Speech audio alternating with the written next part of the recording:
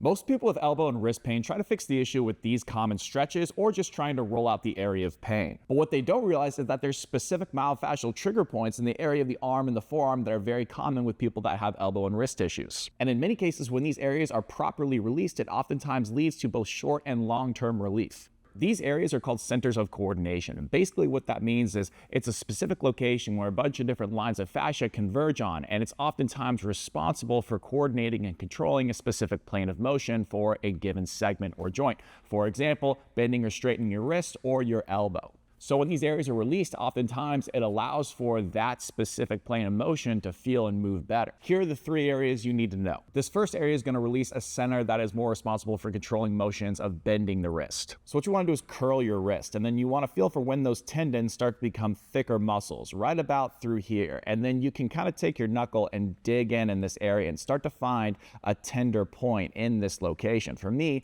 right about here, I feel something. You can experiment with going side to side or front to back. Side to side feels a little bit more tender for me, so I'm going to take my knuckle and start to gently dig in and slowly ramp up the intensity until it's something that's uncomfortable, but it's nothing I can't tolerate. What you want to do with any of these points is dig in like this for about 2 to 4 minutes. During the first 2 minutes, you might start to feel that it gets a little bit more tender, but then somewhere between 2 to 4 minutes later, you're going to feel that it starts to actually release a little bit despite you applying the same pressure. In rare cases, it can take up to 5 or 6 minutes, but most people are going to be around that 2 to 4 range.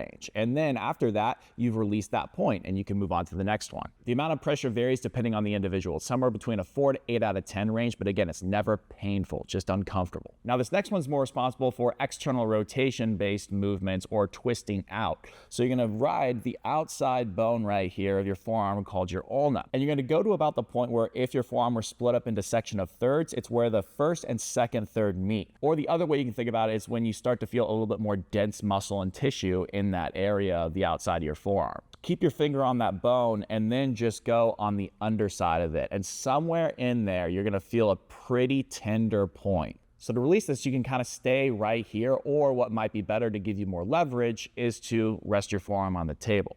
So you can take that same thing right here, go here and kind of dig into it, kind of at like a 45-degree angle this way. And this one can feel pretty nasty if you hit the right spot. And this last one's more responsible for inward rotations of the arm and the forearm together. So what we're going to do is take about 3 fingers from the crease of our elbow, maybe 4 depending on the person. And you're going to find that indentation in between your bicep and tricep muscle. And then you're going to dig in a little bit there until you find a sensitive and tender spot. This one feels a little bit different than the other two, but it'll still feel sensitive and tender.